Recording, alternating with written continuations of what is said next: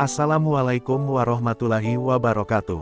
Halo sahabat, kali ini saya membawakan cerita yang membuat kalian menangis dan gemas mendengarnya. Sebelum mendengarnya silahkan absen dulu para onti uncel dari daerah mana saja. Buat yang sudah subscribe semoga rezekinya lancar ya. Namaku Salsabila, dan aku belum pernah membayangkan hidupku akan dijual hanya demi selembar uang. Hidupku dulu sederhana namun penuh tawa, hingga hari ketika ayahku tergeletak di lantai ruang tamu. Wajahnya pucat, bibirnya biru, dan tubuhnya menggigil seperti ranting patah ditiup badai. Dokter bilang itu komplikasi paru-paru. Kami tak punya asuransi, apalagi tabungan. Biaya perawatan menembus angka yang tak mungkin kujangkau bahkan jika aku menjual seluruh tubuhku. Kami butuh 60 juta, dan cepat. Ibu hampir gila mencari pinjaman. Semua tetangga menutup pintu, bahkan saudara sendiri menghindar seolah kemiskinan kami penyakit menular. Aku melihat ibu menggigit bibirnya hingga berdarah, menahan malu saat memohon belas kasihan.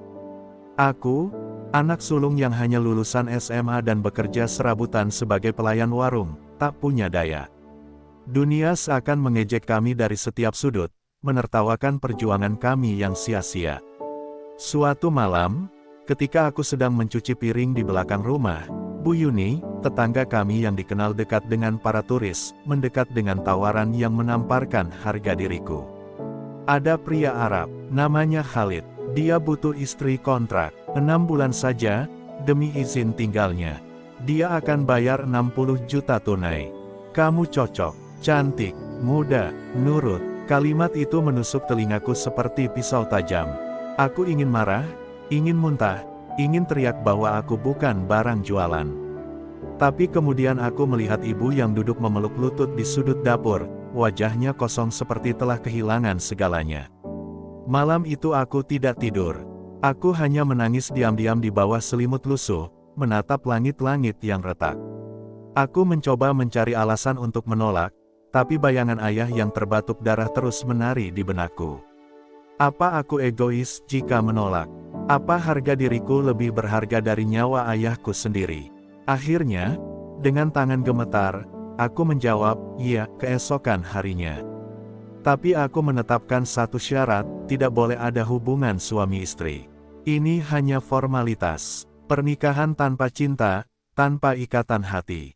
Kabar itu menyebar cepat. Ada yang mengejek, ada yang kasihan. Tapi aku hanya menunduk, menelan semua cibiran. Hari itu aku bukan lagi Salsabila yang bermimpi tentang cinta dan rumah tangga bahagia. Aku hanya seorang anak yang menjual masa depannya demi menyelamatkan keluarganya. Bahkan gaun kebaya yang kupakai di hari pernikahan hanyalah pinjaman dari tetangga. Di depan penghulu dan saksi, aku mengucap akad dengan suara tercekat, seperti ada duri menancap di tenggorokanku. Saat tangan Khalid menjabat tanganku setelah ijab kabul, aku menatap matanya yang asing. Senyumnya sopan, tapi tidak menyentuh hatiku. Di balik senyum itu, aku tahu, kami adalah dua orang asing yang terikat oleh kesepakatan kotor. Pernikahan ini bukan soal cinta, tapi soal uang. Dan sejak saat itu, aku bukan lagi milik diriku sendiri. Hari-hari pertama setelah pernikahan itu terasa asing. Villa yang luas dan mewah seolah menjadi penjara yang tak terlihat. Aku tidur di kamar tamu, sementara Khalid di kamar utama. Ia memperlakukan aku dengan sangat sopan, terlalu sopan malah, seperti menjaga jarak dari sesuatu yang kotor. Kau tak perlu takut padaku, aku hanya pria yang ingin menyelesaikan urusan dengan tenang, ucapnya suatu malam. Tapi hatiku tetap penuh waspada. Aku telah menjual diriku, dan itu membuatku merasa seperti bayangan tanpa harga diri. Setiap pagi aku bangun lebih awal, memasakkan sarapan untuknya meskipun itu bukan tugasku. Ia selalu mengucapkan terima kasih dalam bahasa Arab yang tak ku mengerti, lalu pergi entah kemana, kembali menjelang malam. Kadang ia membawakanku makanan atau oleh-oleh kecil, seperti scarf sutra atau coklat Arab. Aku mencoba tak peduli, tapi perlahan, perhatian kecil itu mengoyak pertahananku. Khalid bukan pria kasar seperti yang kubayangkan, justru terlalu baik. Dan itu yang membuatku takut aku mulai berharap. Suatu sore, Kami duduk di teras villa, menatap langit senja yang berwarna oranye keemasan. Tanpa sadar aku berkata, andai semua ini bukan karena uang. Ia menoleh, menatapku dalam diam. Aku juga berharap begitu, Salsabila, jawabnya pelan, membuat dadaku terasa sesak. Untuk pertama kalinya, aku melihat matanya bukan sebagai mata seorang pembeli, tapi sebagai pria yang juga mungkin menyimpan luka. Kami terdiam lama, seperti dua orang asing yang diam-diam mengerti luka masing-masing. Tapi dunia tidak pernah sepenuhnya diam. Bisik-bisik mulai terdengar di kampung. Ada yang bilang aku sudah menjadi istri simpanan bule Arab, ada pula yang menyebut aku perempuan murahan. Ibu menangis malam-malam mendengar fitnah itu, tapi aku hanya menggigit bibirku, menahan semua beban. Aku mencoba mengingatkan diriku bahwa ini hanya 6 bulan. Tapi setiap hari, setiap detik bersamanya, aku makin terjerat. Ini bukan lagi tentang kontrak, tapi tentang perasaan yang tak bisa kumatikan. Aku tahu aku sedang jatuh cinta pada pria yang tidak boleh kucintai. Hubungan kami menjadi aneh, terlalu dekat untuk disebut pura-pura, terlalu jauh untuk disebut cinta. Aku dan Khalid mulai menghabiskan lebih banyak waktu bersama. Ia bercerita tentang keluarganya di Arab, tentang ibunya yang meninggal karena kanker, dan bagaimana ayahnya memaksanya menikah secara tradisional. Tapi ia menolak dan memilih kabur sementara ke Indonesia.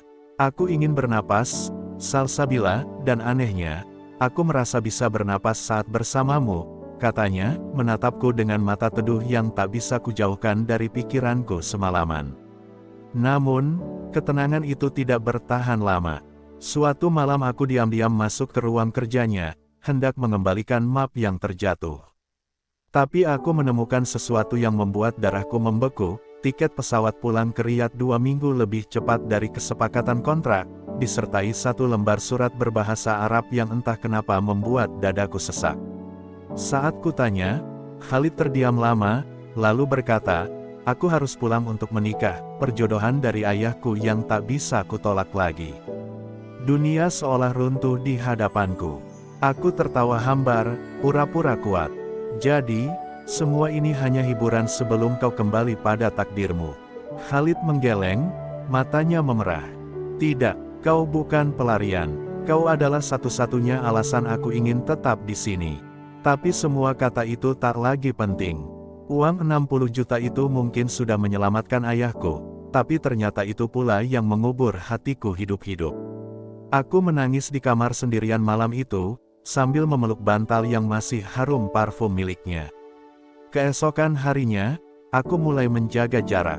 Aku berhenti memasakkan makanannya, berhenti tertawa pada lelucon canggungnya, berhenti menjadi perempuan bodoh yang jatuh cinta pada suaminya sendiri yang hanya menikah demi kontrak. Tapi luka di hatiku tak bisa begitu saja disangkal. Ia seperti pasir padang gurun, masuk lewat celah-celah kecil dan menetap meski aku mencoba mengusirnya. Khalid mencoba mendekat, tapi aku menjauh. Aku takut berharap lebih, takut patah lagi. Dan untuk pertama kalinya, aku sadar, cinta yang lahir dari pernikahan tanpa cinta, bisa jadi jauh lebih menyakitkan daripada tak menikah sama sekali. Hari-hari selanjutnya menjadi neraka dalam diam. Aku dan Khalid hidup seperti dua orang asing dalam satu atap. Ia masih mencoba mengajakku bicara, tapi aku membangun tembok di antara kami. Setiap detik bersamanya kini terasa menyiksa, karena aku tahu waktunya tinggal sebentar. Ada malam di mana aku terbangun karena mendengar isaknya di ruang tamu.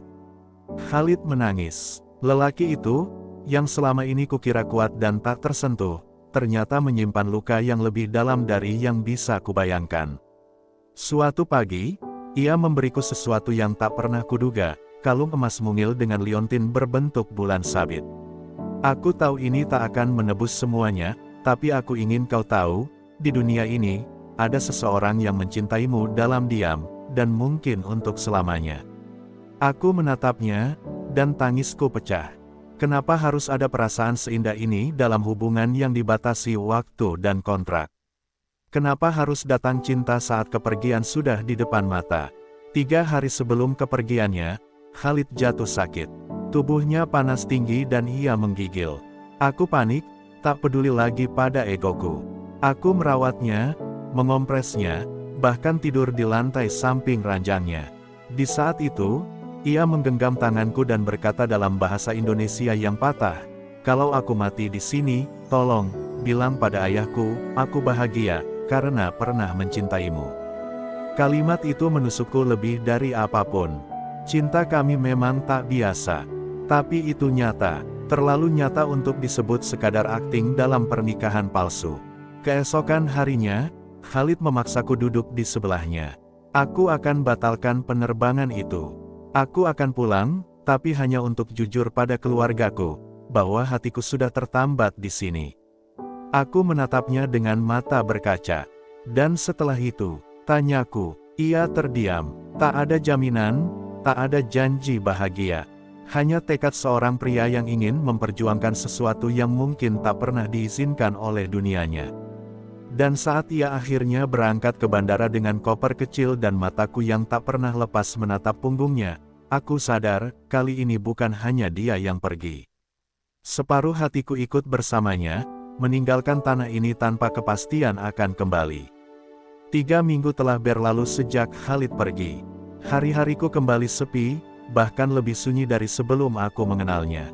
Aku mencoba kembali bekerja di warung Busari, seolah semuanya baik-baik saja, padahal hatiku tak pernah benar-benar utuh. Aku menghitung hari, menanti kabar yang tak kunjung datang. Telepon tak berdering, pesan tak masuk, dan aku mulai bertanya-tanya, mungkinkah semua yang ia ucapkan hanya kata-kata manis untuk meredam perpisahan. Suatu malam, hujan turun deras. Aku duduk di teras, mengenakan jaketnya yang dulu tertinggal, masih ada aroma parfum khas Arab itu. Ibu datang dan duduk di sebelahku. Ia menggenggam tanganku dan berkata pelan, "Kalau memang dia tak kembali, bukan berarti cintanya palsu, nak. Terkadang orang yang benar-benar mencintai kita justru tak bisa tinggal karena banyak hal yang tak bisa dijelaskan." Kalimat itu menghancurkan pertahanan terakhirku. Aku menangis sejadi-jadinya dalam pelukan ibu. Namun, takdir punya cara sendiri mengubah segalanya. Esok paginya, sebuah mobil asing berhenti di depan rumah. Dari dalamnya, Khalid turun dengan wajah lelah tapi matanya hangat. Ia berdiri di depan pagar, menatapku lama, lalu dengan suara parau berkata, "Aku kembali, bukan karena aku bebas, tapi karena aku memilih untuk melawan. Ayahku marah, tapi aku tetap pulang, karena tempatku ada di sini. Di sisimu." Dunia seakan berhenti sejenak. Aku melangkah perlahan menghampirinya, dan untuk pertama kalinya, aku membiarkan diriku dipeluk olehnya. Bukan sebagai istri kontrak, tapi sebagai perempuan yang dicintai dengan sungguh-sungguh. Beberapa hari kemudian, Khalid kembali ke kampung untuk menemui ayahku dan melamar secara resmi. Ia meminta pernikahan yang sesungguhnya, tanpa kontrak, tanpa kebohongan, hanya cinta. Ayah, yang kini sudah mulai pulih, menatapnya lama lalu berkata, "Kalau kau benar-benar mencintai anakku, buktikan bukan dengan kata-kata, tapi dengan kesetiaanmu." Dan Khalid mengangguk, penuh keyakinan. Ia memutus semua urusan bisnis di Indonesia, memilih menetap sebagai warga biasa, dan mulai membangun hidup dari awal bersama keluargaku. Cinta kami bukan dimulai dengan indah, tapi justru dari luka, air mata, dan pengorbanan. Kini, setiap pagi ketika aku menyiapkan sarapan, aku tak lagi merasa seperti tawanan. Aku adalah istri dari pria yang dulu datang karena uang, tapi tinggal karena cinta. Dan mungkin, itu adalah keajaiban kecil dari hidup yang tak pernah bisa kutebak arah jalannya. Hari-hari bersama Khalid setelah kepulangannya terasa seperti mimpi. Tapi seperti semua mimpi yang terlalu indah, rasa takut selalu mengendap di dalamnya. Aku takut semua ini hanya sementara. Takut akan ada kabar dari negerinya yang akan memaksanya pergi lagi. Khalid selalu mencoba menenangkanku. "Aku di sini bukan karena keadaan memaksaku, tapi karena aku memilihmu, Sal," ucapnya suatu malam sambil menggenggam tanganku. Tapi luka lama yang dulu kujalani terlalu dalam untuk sembuh hanya dengan janji. Seminggu setelah pertunangannya denganku, sebuah surat datang dari Riyadh, dari keluarganya. Di dalamnya tertulis kabar bahwa ibunya kini sedang kritis, dan keluarga mengancam akan mencoret namanya dari warisan jika ia tetap memilihku. Aku melihat wajahnya tegang saat membaca surat itu. Ia duduk diam berjam-jam di teras, menatap kosong ke langit. Aku tahu, di antara cinta dan darah, tak mudah memilih. Kalau kau harus pergi, pergilah. Tapi jangan kembali hanya karena kasihan padaku, ucapku lirih malam itu, berusaha kuat meski dadaku nyeri tak karuan. Keesokan paginya, ia benar-benar menghilang tanpa pamit. Tidak ada pesan, tidak ada kabar, hanya bekas jejak sandal di tanah basah dan bantal yang dingin tanpa kehangatan. Aku kembali patah, semua rasa yang sudah kutambal kini runtuh lagi. Tapi kali ini, aku tidak menangis. Aku hanya duduk lama di kamar, lalu bangkit. Aku sadar, selama ini aku terlalu bergantung pada cinta yang tak pasti. Aku lupa bagaimana caranya mencintai diriku sendiri. Sebulan berlalu, aku mulai kembali mengajar anak-anak mengaji di musala kecil. Hidup pelan-pelan kembali bernapas. Aku belajar menerima bahwa cinta sejati bukan soal memiliki, tapi tentang keikhlasan melepaskan. Dan saat aku sudah mulai ikhlas, Khalid kembali, kali ini tanpa jubah, tanpa koper, tanpa janji manis. Ia datang dengan mata lelah, menggenggam tangan ayahnya yang juga ikut bersamanya. Aku datang, bukan sebagai turis, bukan sebagai pengusaha, tapi sebagai lelaki yang telah merelakan segalanya, demi satu perempuan yang membuatku percaya, cinta tak bisa dibeli. Hari itu, ia melamarku lagi. Bukan dengan uang, bukan dengan janji manis, tapi dengan air mata, keberanian, dan restu yang dulu kukira mustahil. Dan untuk pertama kalinya, aku menerima lamaran itu, sebagai perempuan yang tak lagi dijual oleh keadaan, tapi dipilih karena cinta. Malam itu, rumah kami sederhana namun penuh kehangatan. Ayah duduk di sudut ruang tamu sambil mengelus jenggotnya yang mulai memutih, sementara ibu sibuk menyiapkan teh untuk tamu yang dulu pernah kami anggap asing. Khalid duduk bersila di hadapan mereka, menunduk sopan. Tak ada lagi pembicaraan soal uang, kontrak, atau perjanjian bisnis. Kali ini ia datang sebagai laki-laki yang mencintai, bukan sebagai pria yang membeli. Saya tidak punya apa-apa lagi, kecuali niat dan keberanian untuk mencintai putri Bapak selamanya, ucapnya dengan suara bergetar. Ayah menatapnya lama sebelum akhirnya mengangguk perlahan. Pernikahan kami digelar sederhana, hanya dihadiri keluarga dan tetangga dekat. Aku mengenakan kebaya putih yang dulu sempat kupakai saat menikah kontrak, tapi kali ini aku memakainya tanpa beban. Saat ijab kabul dilafazkan, hatiku bergetar. Bukan karena takut, tapi karena bahagia yang selama ini hanya kutemui dalam doa-doa lirih. Khalid menggenggam tanganku setelahnya, dengan mata yang tak bisa menyembunyikan haru. Kita mulai dari nol, Sal, bisiknya. Aku mengangguk, dan dalam hatiku berkata, akhirnya, ini bukan mimpi lagi. Malam pertama setelah akad, kami tak bicara banyak. Hanya duduk berdampingan di atas sajadah, salat bersama. Dalam sujud yang panjang, aku menangis. Bukan karena luka, tapi karena akhirnya Allah menyatukan kami bukan karena terpaksa, tapi karena cinta yang dipelihara dalam luka dan waktu. Setelah salam, Khalid mencium keningku. Aku tak tahu masa depan seperti apa yang menanti, tapi selama aku masih bernapas, aku akan menjagamu. Kata-kata itu menancap lebih dalam daripada semua mahar atau cincin yang pernah diberikan pria manapun padaku. Hari demi hari setelah itu, hidup tak langsung menjadi mudah. Khalid mulai bekerja sebagai penerjemah dan guru bahasa Arab di pesantren lokal. Aku membuka les mengaji dan menulis kisah perjalananku di blog. Cerita kami pelan-pelan dikenal orang.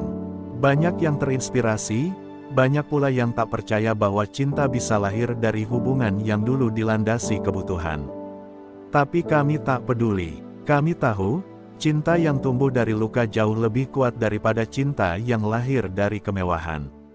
Dan saat kami duduk berdua di beranda rumah kecil yang kami bangun sendiri dari hasil kerja keras, Khalid berkata pelan, terima kasih, karena pernah kau relakan dirimu demi ayahmu, dan kini kau relakan hatimu, untuk aku rawat selamanya. Aku menatapnya, lalu menyandarkan kepala di bahunya. Di bawah langit malam, tak ada janji yang kami ulang-ulang. Hanya diam yang saling memahami. Karena cinta sejati, tak butuh banyak kata, cukup setia sampai akhir usia. Tahun-tahun pun berlalu. Aku dan Khalid kini hidup sederhana namun damai. Di beranda rumah mungil kami, suara anak kecil berlari mengisi udara. Ya, Tuhan menitipkan kami seorang putri kecil bernama Nur Azahra, cahaya hati yang menjadi bukti bahwa cinta bisa tumbuh bahkan dari awal yang kelabu. Khalid selalu berkata bahwa Zahra adalah doa kami yang dikabulkan, hadiah atas keberanian kami memilih cinta di tengah keterpaksaan. Kadang, saat aku melihat Khalid menggendong Zahra, aku teringat hari pertama pernikahan kontrak kami. Sungguh jauh berbeda. Dulu aku duduk di pelaminan sambil menahan tangis, kini aku berdiri di sisi suami dengan hati yang penuh syukur.